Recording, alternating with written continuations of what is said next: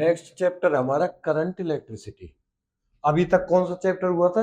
Electrostatics, जिसमें हमने read किया था क्या? चार्ज एक रेस्ट पोजीशन पे होता है, चार्ज एट रेस्ट, उसकी सारी प्रॉपर्टी पढ़ी। सबसे पहले क्या निकाला था? रेस्ट की वजह से फोर्स अप्लाई, फोर्स के बाद क्या निकाला था? फील्ड, फील्ड निकालने के बाद पोटेंशियल, पोटेंशियल, और उसके बाद क्या किया था हमने? कैपेसिटेंस। ठीक है, अब जो नया चैप्टर है वो क्या है? करंट इलेक्ट्रिसिटी, मींस चार्ज अब किस में आ गया? मोशन में। पहला चैप्टर किसका था? रेस्ट का। आपका चैप्टर क्या है? मोशन का। ठीक है, जब ये करंट इलेक्ट्रिसिटी क्या है? Branch of physics which deals with the study of charge in motion. इतना फर्क समझ में आ गया। अब इलेक्ट्रिक करंट होता क्या है? ध्यान देना, इलेक्ट्रिक करंट रिप्रेजेंट करते हैं किससे? आई से।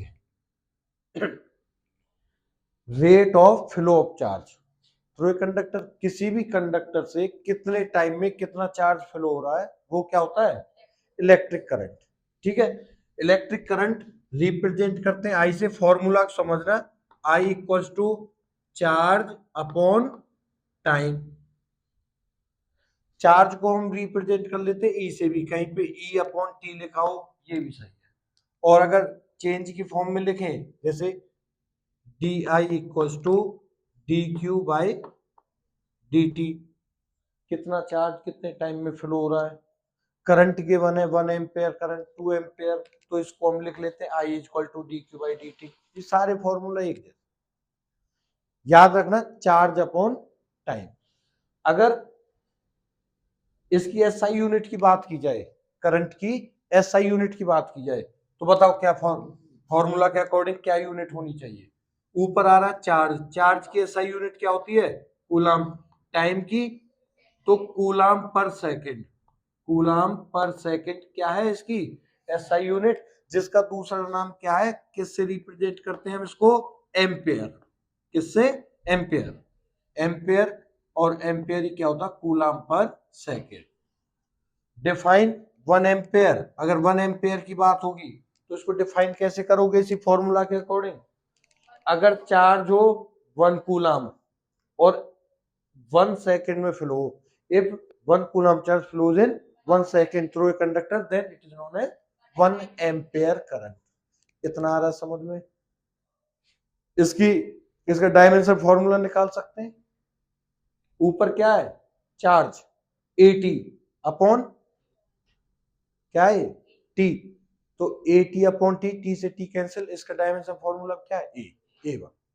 यहां तक समझ में आ गया? ये तो है अगर एक सिंगल वायर है, अगर एक कंडक्टर है, एक वायर है, इलेक्ट्रॉन चल रहे हैं इस तरीके से, इलेक्ट्रॉन्स का फ्लो है वो है ये वाला। अब क्या होगा, ध्यान देना थोड़ा सा। अब क्या होगा अगर एक चार्ज पार्टिकल कंटिन्यू एक सर्कल फॉर्म में घूम रहा है? अभी तक हमने क्या पढ़ा कि कितने टाइम में कितना चार्ज फ्लो होगा, इतना आ रहा समझ में? अब क्या होगा कि नया करंट क्या बनेगा अगर चार्ज पार्टिकल एक सर्कुलर फॉर्म में। क्लियर है? तो इस केस में क्या होगा? फॉर्मूला रहेगा यही, फॉर्मूला रहेगा यही। मुझे एक चीज बताओ, अगर चार्ज यहां से स्टार्ट हुआ और घूम कर दोबारा से यहीं पहुंचा, तो उसने कितनी डिस्टेंस ट्रेवल की? कितनी डिस्टेंस ट्रेवल की? एक सर्कल का सरकमफेरेंस क्या होता है बेटा? 2πr। अगर इसका रेडियस है r, तो इसका सरकमफेरेंस कितना होगा? 2πr। ये तो है डिस्टेंस। और अगर वो घूम रहा है किस वेलोसिटी से? v वेलोसिटी से। अगर उसकी वेलोसिटी है क्या? v वेलोसिटी से रेगुलर घूम रहा है, तो 2πr अपॉन v, ये किसका फॉर्मूला बन गया? किसका फॉर्मूला बन गया बच्चों? Time period. भाई स्पीड इक्वल टू क्या होता है formula? Speed equal to distance upon time. तो time equal to distance upon speed, distance upon speed equal to time. नहीं आया समझ में? आगे क्लियर है? Time equal to distance upon speed, speed क्या हमने मान लिया यहां पर v। क्लियर है यहां तक? मैं टाइम की जगह इस फॉर्मूला को रख दूं तो नया फॉर्मूला तैयार हो जाएगा सर्कुलर फॉर्म के लिए। करंट की वैल्यू क्या आ जाएगी, करंट इज इक्वल टू क्या है, यहां पर क्या है, current equals to charge upon time. T की जगह इसको रख दो, क्या आएगा, आई इक्वल्स टू ई तो एज इट इज है, अपॉन में टाइम है, जो टाइम की जगह 2 पाई आर, अपॉन में वी है तो ये वी कहां चला जाएगा ऊपर। इस फॉर्मूला पर क्या आता भैया, न्यूमेरिकल। अगर स्ट्रेट कंडक्टर की बात की जाए तो डायरेक्ट लगाओ चार्ज पर यूनिट टाइम, और अगर एक सर्कुलर फॉर्म की बात की जाए तो फॉर्मूला लगाओ ये, भूलना मत इसे, charge into velocity upon 2 pi R. तो मैं ये वैल्यू गिवन हो रेडियस कि इस रेडियस में घूम रहा है और किस वेलोसिटी से घूम रहा है बताओ, करंट। तो E गिवन है charge of electron, V given है 2 पाई कांस्टेंट, R गिवन है, सॉल्व करो, ये न्यूमेरिकल के लिए, ठीक है। अब यहां से ध्यान देना, ये क्या था, चार्ज का फॉर्मूला यहां से क्या बन गया, चार्ज E मान लो या Q मान लो, एक ही बात है, ठीक है। ये हम लेकर चलते हैं खुद से। E इक्वल्स टू फॉर्मूला क्या बन गया, I इंटू टी। किसी न्यूमेरिकल के लिए अगर तुम्हें करंट गिवन है, जैसे 1 एम्पियर करंट है, 2 एम्पियर करंट किसी वायर से 2 मिनट्स के लिए फ्लो होता है, 2 एम्पियर करंट किसी वायर से 2 मिनट्स के लिए फ्लो होता है, multiply by 120 seconds, what is the amount of charge flow, निकल जाएगा इतने कूलम। अगर हम एसआई यूनिट में कर रहे हैं सारी चीजें तो चार्ज भी किस में आ जाएगा, एसआई यूनिट में आ जाएगा। यहां तक समझ में आ रहा है, आई इंटू टी, जो मैं बोल रहा हूं ध्यान से सुनना इसे, area under the curve of I T graph, numerical बनता है जो मैं बोल रहा हूं स्टेटमेंट, दोबारा सुनो, area under the curve of I T graph gives charge, amount of charge. जैसे मैंने एक ग्राफ बनाया, यहां बनाया करंट, यहां बनाया टाइम, करंट किस में है, एम्पेयर में, टाइम किस में है, सेकंड में, तो चार्ज किस में आएगा, कूलम में, ओके, ऐसा यूनिट में। मैं अब कैसा भी कर्व बना दूं, यहां पर मैंने बना दिया ये कर्व, इसकी वैल्यू यहां दे दिया 2 एम्पेयर और यहां टाइम दे दिया 10 सेकंड का, इसका एरिया कितना हो जाएगा, कितना हो जाएगा इसका एरिया, ये वाला एरिया, ये एरिया क्या हो जाएगा, एक रेक्टेंगल दिखाई दे रहा है, रेक्टेंगल का एरिया क्या होता है, लेंथ इनटू ब्रेड्थ, लेंथ कितनी है 10, ब्रेड्थ कितनी है 2, तो आंसर आ गया कितना, इसका एरिया आ गया कितना 20, तो इसका मतलब चार्ज है 20 कूलम। मेरा मेन लाइन का मतलब समझ में आया, area under the curve of IT graph gives charge, charge, ठीक है। जैसे एक एरिया में बना देता हूं ऐसे, एक इधर गया और एक इधर, इसकी वैल्यू दे दी मैंने 5 और इसकी वैल्यू दे दी है 15, ओके, और यहां value they the for example simple करने के लिए 10। तो ये है ओ ए बी, ये है करंट, ये है टाइम, बताओ चार्ज क्या होगा। मैंने एरिया बदल दिया, आपकी बात, एरिया बदल दिया, यहां पर अब चार्ज क्या होगा, हमें क्या निकालना है, एरिया। तो ये ट्राइंगल दिखाई दे रहा है, इस ट्राइंगल का एरिया निकाल लो, साथ में ही रेक्टेंगल दिखाई दे रहा है, रेक्टेंगल का निकाल, टोटल एरिया क्या आ जाएगा, चार्ज। या ट्रेपेजियम दिखाई दे रहा है सामने, ट्रेपेजियम का फॉर्मूला लगाओ, चार्ज। ये न्यूमेरिकल्स के तरीके। अभी तक मैंने क्या बताया, करंट इलेक्ट्रिसिटी क्या है, जो चार्ज फ्लो का जो भी होगा मोशन के बारे में पढ़ेंगे। फिर इलेक्ट्रिक करंट क्या है, कितने टाइम में कितना चार्ज फ्लो हुआ किसी कंडक्टर से, उसकी एसआई यूनिट एम्पेयर, एम्पेयर का दूसरा नाम कूलम पर सेकंड, 1 एम्पेयर क्या होता है, ये पढ़ लिया। इसके बाद जो करंट कंडक्टर में हम पढ़ रहे थे स्ट्रेट कंडक्टर, अगर वही चार्ज सर्कल में घूम जाए तो फॉर्मूला क्या होगा, ईबी अपॉन 2 पाई आर। जब इसी फॉर्मूला से हमने बना लिया, जैसे ये D Q equal to I D T, मतलब इन दोनों का मल्टीप्लाई किया, एक तरह से क्या बन गया, एरिया अंडर द कर्व। ठीक है, यहां तक आ गया समझ में। इसके बाद ये बेसिक सी चीजें यहाँ खत्म है। अब जो मैं डेरिवेशन कराने जा रहा हूं, इंपोर्टेंट, ड्रिफ्ट वेलोसिटी का। ठीक है, इंपोर्टेंट, इसके बेस पर जो भी बेसिक कॉन्सेप्ट है, जो भी न्यूमेरिकल है, ये इंपोर्टेंट है, ये इंपोर्टेंट है, ये इंपोर्टेंट है, इन पे ध्यान देना। ठीक है, अब नेक्स्ट टॉपिक करेंगे हम क्या, ड्रिफ्ट वेलोसिटी।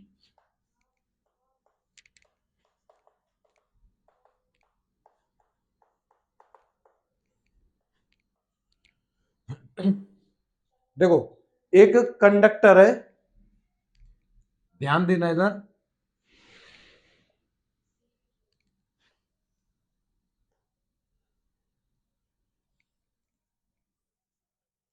एक कंडक्टर है जो अभी किसी सेल या बैटरी से कनेक्टेड नहीं है। ठीक है, चार्ज पार्टिकल जहां पे भी मर्जी रखे हुए हैं, घूम रहे हैं, फिर रहे हैं, अभी हमने कोई कनेक्शन नहीं दिया है, हर एक पार्टिकल का अपने एक जेग मोशन से फ्लो करेंगे। जैसे एक चार्ज पार्टिकल यहाँ गया तो दूसरा इधर इधर जा रहा है, तो एक इधर गया, मतलब जहां मर्जी वहां चल रहे चार्ज पार्टिकल। जिस वेलोसिटी से इस टाइम ये फ्लो कर रहे हैं उसको क्या बोलते हैं हम, थर्मल वेलोसिटी। क्या बोलते हैं, thermal velocity. Late u1 u2 u3, मैं यहां लिख रहा हूं u1 u2 u3, these are thermal velocities of all particles up to un। Okay, n particle है चार्ज, उनके पास थर्मल वेलोसिटी कितनी है, पहले के पास u1, दूसरे के पास u2, तो एवरेज थर्मल वेलोसिटी, ध्यान दो इधर, average thermal velocity means u1 plus u2 plus u3 up to un।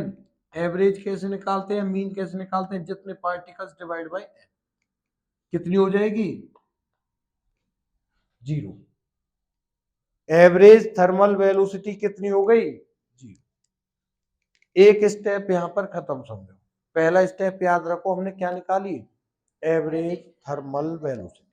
ठीक है जी, अब हमने क्या किया, इसको कनेक्ट कर दिया एक सेल से, ये पॉजिटिव है, ये नेगेटिव है, ये पॉजिटिव है तो एक तरह से ये क्या बन गया यहाँ पर, पॉजिटिव प्लेट, ये कैसी बन गई, नेगेटिव प्लेट। पोटेंशियल पहुंच गया कंडक्टर के दोनों ओर।